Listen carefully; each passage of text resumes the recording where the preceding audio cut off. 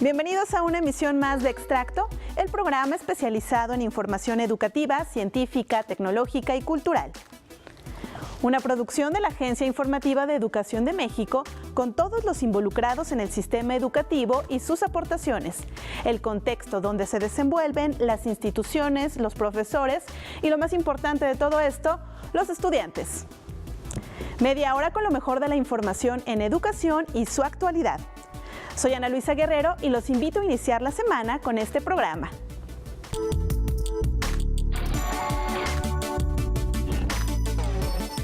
Este 2019 se conmemoran 500 años de la llegada de Hernán Cortés a América continental, un hecho que marcó un parteaguas en la historia de nuestro país y de la región. En nuestra nota del día, el Instituto Nacional de Estudios Históricos de las Revoluciones de México nos explica qué representó la llegada de Hernán Cortés. A partir del descubrimiento de América en 1492, los españoles enviaron empresas conquistadoras a las nuevas tierras que encontraron, como sucedió en el caso de las Antillas, ahora conocida como la isla de Cuba. En ellas no solo encontraron materia prima, también conocieron a nuevas civilizaciones. Se conoce ahí una civilización al cual le llamamos Tainos, pero no hay un referente establecido. Estoy hablando de una persona que haya sobrevivido. ¿Por qué? Porque cuando llegan los españoles se da la encomienda, que son pequeñas tierras que se te otorga a ti. Estas personas que estuvieron encargados de los indios los trataban como un poquito menos que a esclavos. Fueron muy maltratados a un nivel infrahumano y poco a poco la población se fue acabando. Entonces, hablamos de un exterminio. Fue una empresa conquistadora que fracasó. Con la mano de obra eliminada y las tierras explotadas, surgió la necesidad de seguir explorando el mundo en nuevas misiones. La necesidad de explorar, de seguir explorando el resto del mundo va a surgir y va a ser una inquietud en este Cortés joven. ¿Qué va a pasar? Hay algo que se llamaban viajes de rescate. ¿A quién rescataban, digamos? Rescataban joyas. De las embarcaciones sacaban balsas de ambos lados, tanto de tierra firme como de los barcos españoles, se reunían en un punto medio y se intercambiaba la mercancía. Una vez reconocido el Imperio Azteca, Hernán Cortés se aventuró en una expedición a las tierras de lo que hoy es México, al mando de 11 embarcaciones. Fue el 14 de marzo de 1519 cuando los navíos desembarcaron en el actual estado de Veracruz. Este episodio histórico, hace 500 años, marcó el inicio de la conquista de México y la fusión de dos culturas. La conquista fue un parteaguas que generó una mezcla en la cosmovisión, cultura y creencias. Hablamos de un proceso un poquito más complejo. La palabra que se usa mucho, sincretismo. La cultura de los pueblos originarios de América continental, y la cultura de los españoles, en realidad, forjaron algo nuevo, se enriquecieron. No es un encuentro también de idiomas.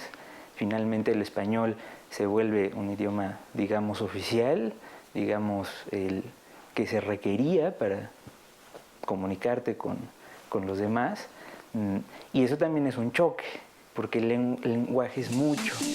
Algunas de estas tradiciones se tratan de mantener hasta el día de hoy, e incluso otras están mimetizadas sin saberlo. Hubo, desde luego, a conciencia totalmente un proceso de evangelización con diversos resultados, a veces más efectivo, a veces no. Hay bastantes fuentes que hablan de la reincidencia de los habitantes de volver a antiguas prácticas o de crear cosas nuevas. Hay muchas poblaciones en las sierras guerrerenses que aún acuden a los montes para llevar ofrendas de tzuali, que son figuras hechas de amaranto, o de tamales, para San Juan. San Juan un poco Tlaloc, promoviendo las lluvias, pidiendo aún que las estaciones de lluvia sean propicias para los cultivos. Lo cierto es que, después de 500 años de este suceso, se sabe que fue un proceso más común de lo que se creía y ciertamente cambió totalmente a las civilizaciones del continente americano. Queremos cambiar la visión sí de los jóvenes. Nos interesa que conozcan más allá. Queremos que la juventud conozca que el medio por el que Cortés logra entrar a Mesoamérica es una alianza política. No es a sangre y fuego, porque tú puedes decir, dime cómo 40, 50, 60, 300 personas van a poder con medio continente.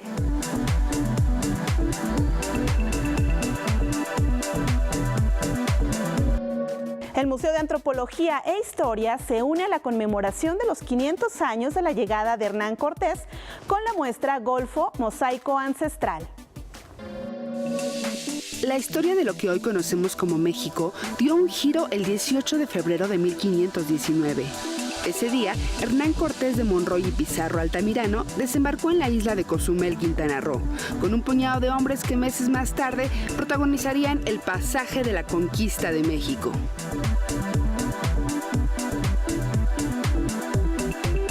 A 500 años de distancia, se abre una reflexión sobre la trascendencia de este hecho histórico, encuentro de dos culturas que en buena medida dieron origen a lo que hoy somos como sociedad.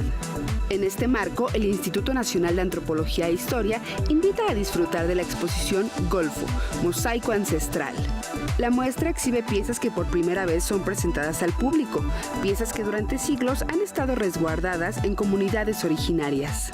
Gracias justamente a un trabajo comunitario. No podemos perder de vista que si algo nos puede tejer como país, que si algo puede cerrar esas brechas que se han instalado en nuestro país, en algunas zonas por desigualdad, en otras por violencia, es la cultura. Es lo más poderoso que tenemos. Esta exposición, que también es una celebración por los 80 años del Instituto Nacional de Antropología e Historia, y también una conmemoración que tiene que ver con el hecho de que hace 500 años un grupo de españoles desembarcó precisamente en el Golfo de México y encontró las maravillas que ahora van ustedes a admirar. Esta exposición también es una excelente oportunidad para destacar el legado cultural de los pueblos indígenas de México. En esta zona que hoy se ve representada también como diversidad cultural había 20 distintas lenguas. Este es el Año Internacional de las Lenguas Indígenas y la lengua es otra de las manifestaciones culturales que nos representa como diversidad. Durante 3 meses, el público podrá admirar piezas en basalto del conjunto de los Azuzules, la ofrenda Chacpet, además de estelas, monumentos, lienzos, urnas, incensarios y braseros bellamente labrados.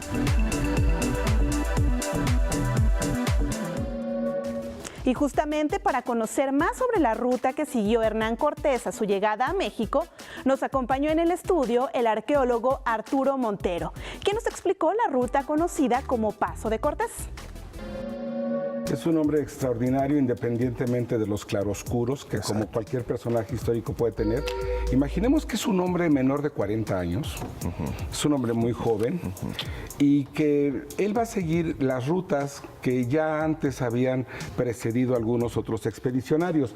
Hernández de Córdoba en 1517 hace un primer recorrido por el Golfo de México, después Grijalva, Grijalva llega a San Juan de Ulúa previamente, entonces Hernán Cortés justamente, fíjate que el 10 de febrero, o sea, dentro de unos cuantos días, él sale de las costas de Cuba, él abandona Cuba hacia el 10 de febrero para llegar a su expedición tocando Veracruz el 21 de abril.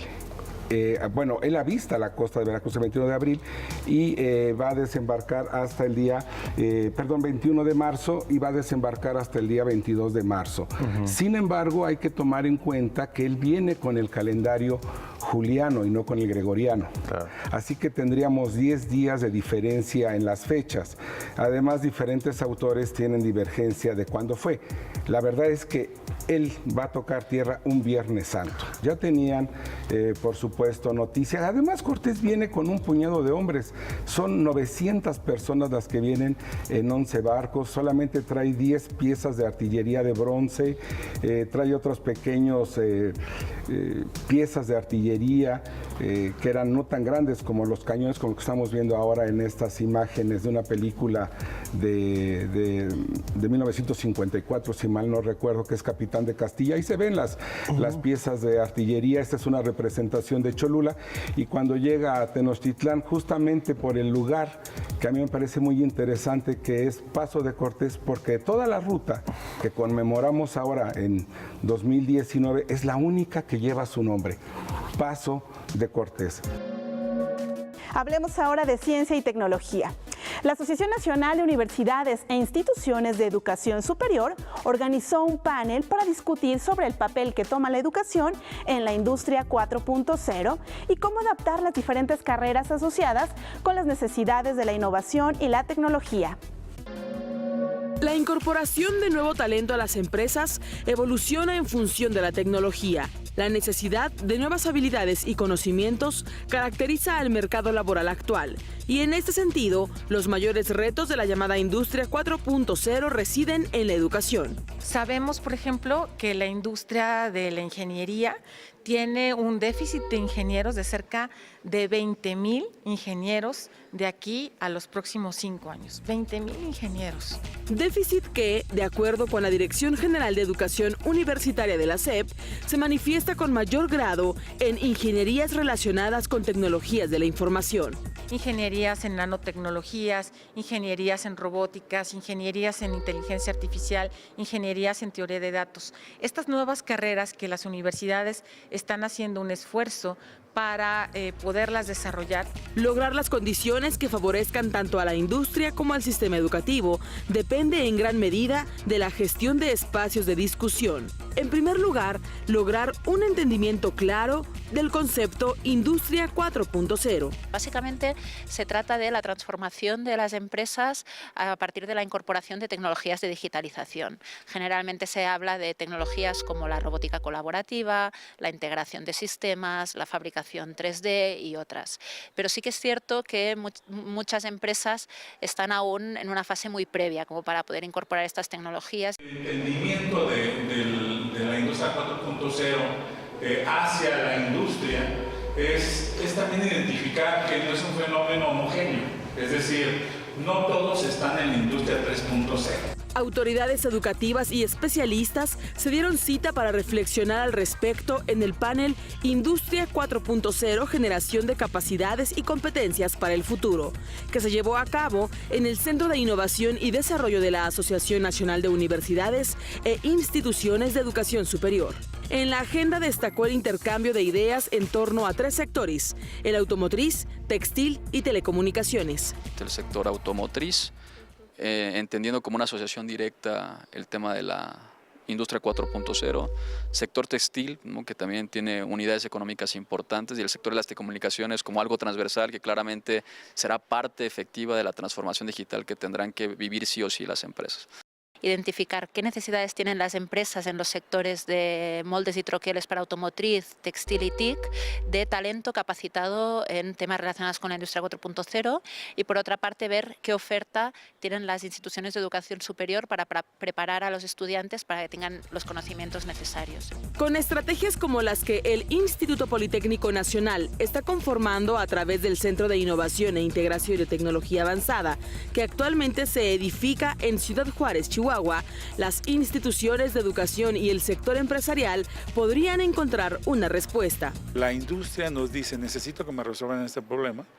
Este centro voltea hacia el Politécnico y dice: vamos a integrar grupos de trabajo para resolver este problema. Es decir, no estamos contratando a nuevos investigadores, con lo que tenemos los enfocamos para resolver este problema. Sin embargo, no se requiere solo de conocimientos técnicos. Las competencias globales que esta era exige involucran en gran medida capacidades de carácter social. Desarrollar las habilidades, las soft skills que le llaman, la de trabajo en equipo, de trabajo colaborativo, de poder poder enfrentar nuevas tecnologías de autoaprendizaje, hoy lo estamos viendo, y de trabajar colaborativamente.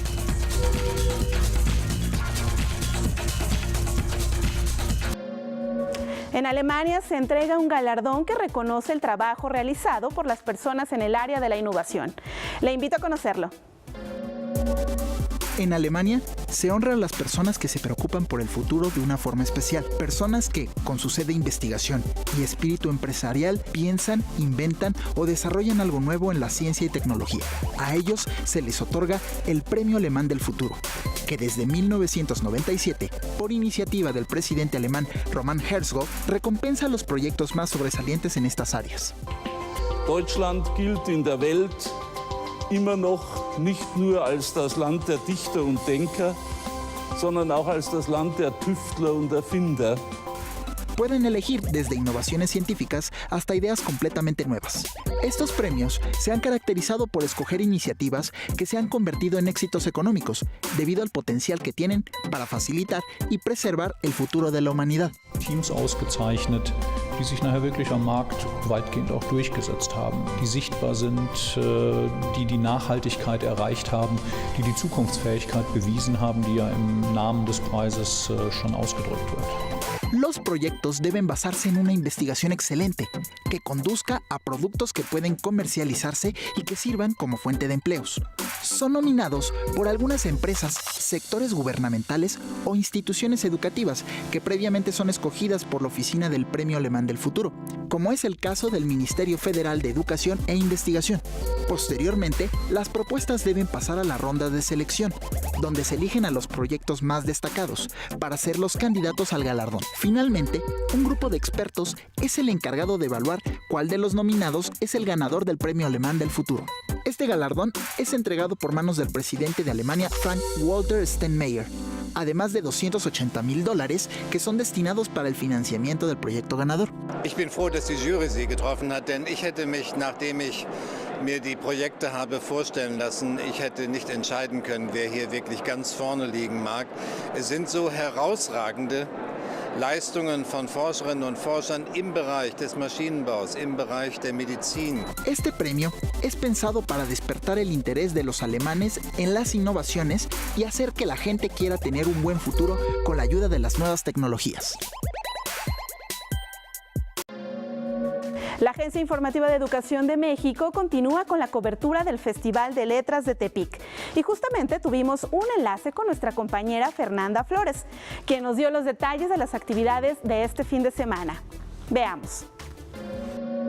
Hola amigos de la Agencia Informativa de Educación de México, esta mañana nos encontramos en el último día del Festival Letras en Tepic, primer encuentro literario del 2019 que tuvo como objetivo fomentar la lectura y crear nuevos lectores.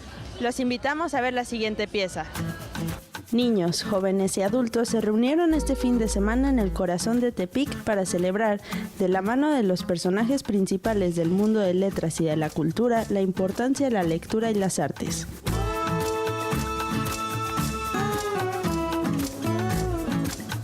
Con más de 100 actividades, el Festival Letras en Tepic celebró su cuarta edición, creando un diálogo entre los escritores y el público sobre el papel de la lectura en nuestro entorno.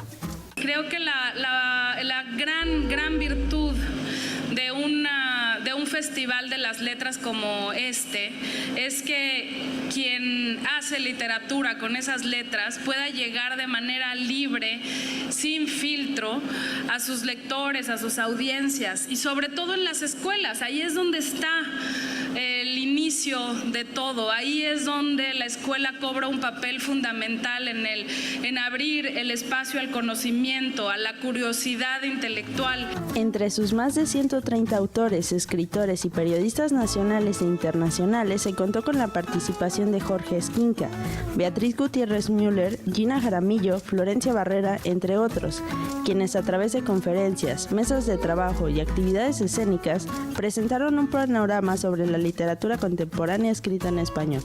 Una sociedad, ya lo vieron, es policromática, todas las disciplinas están contando la historia de los pueblos, de los estados, de la nación. Leer pública o privadamente es un acto de paz.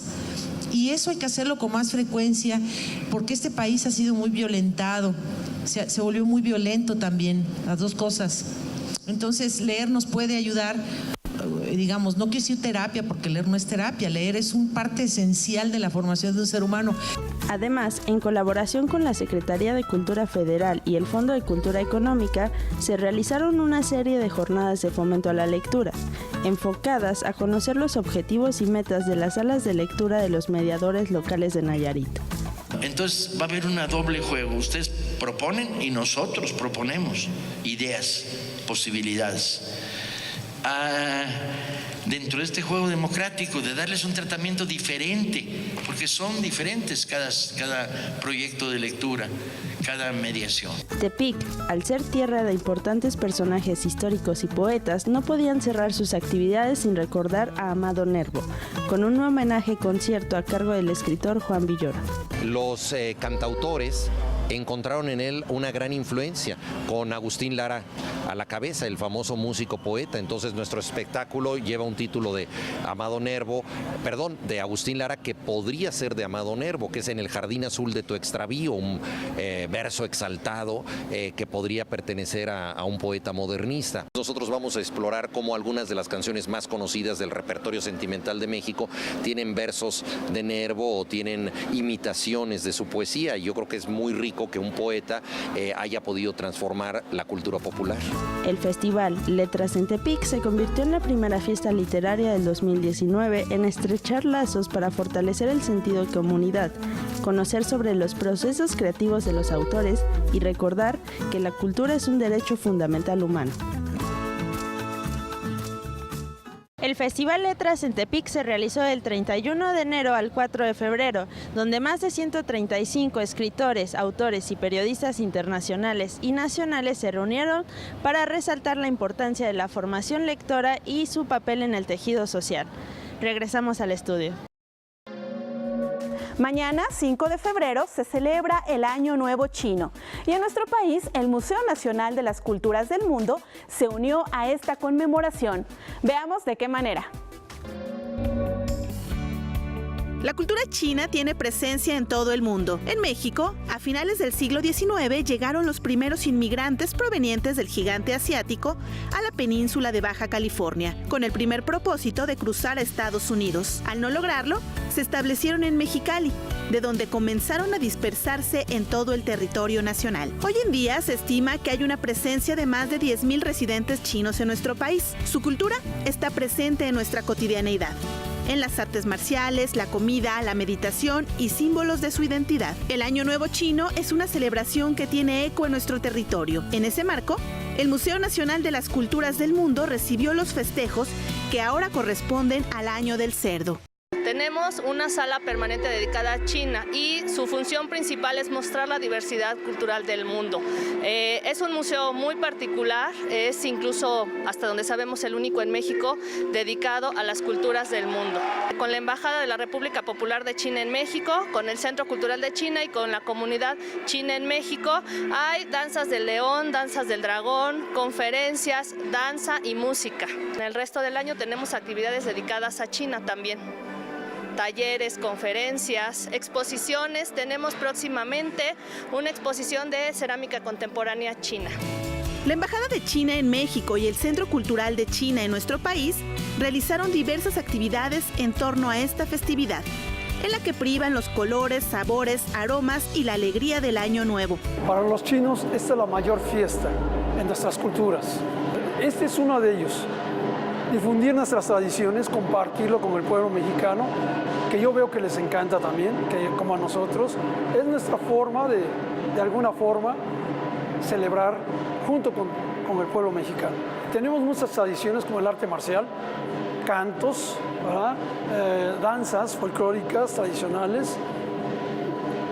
Todo eso es una muestra, aparte de la gastronomía, que es muy importante. En México, las artes marciales tienen una larga tradición. A lo largo de los años, han sido una forma de promover la práctica deportiva, la disciplina y la meditación. En estos festejos, se dejaron ver que están siendo practicadas por personas de todas las edades. El aporte más importante es en cuanto a la salud, ya que padecimientos como hipertensión, diabetes, se están viendo solucionados con este tipo de ejercicios. Disciplina, para mí, es necesario practicar todo lo que te lleve a esto, ¿sí? Porque me mantengo sana, mi esqueleto está en armonía y ¿qué más te puedo decir? Todo, para mí, yo estoy encantada con todo esto que nos están proporcionando. En la cultura tradicional china, el Año Nuevo se celebra con la decoración de los hogares, los centros de trabajo y las calles con color rojo, que representa la buena fortuna, la felicidad y la belleza. Las familias se reúnen para cenar y recibir juntos el Año Nuevo para departir los alimentos, como el pescado, rollos primavera y ravioles.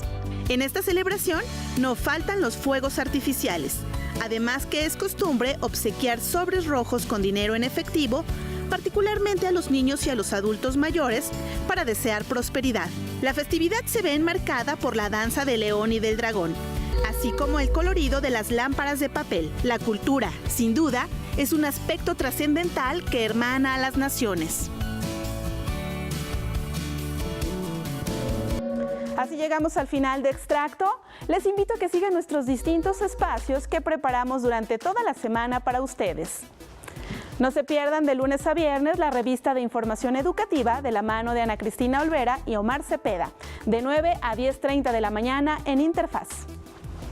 A las 9 de la noche sintonicen EduByte con mi compañero Enrique Lascano, quien nos traerá lo más relevante de la agenda educativa. Recuerden que a la medianoche tienen una cita con Extracto. Les recuerdo que pueden seguirnos en nuestras redes sociales. Soy Ana Luisa Guerrero y en nombre de todos los que hacen posible este esfuerzo informativo, muchas gracias por su atención. Les deseo que tengan un excelente inicio de semana.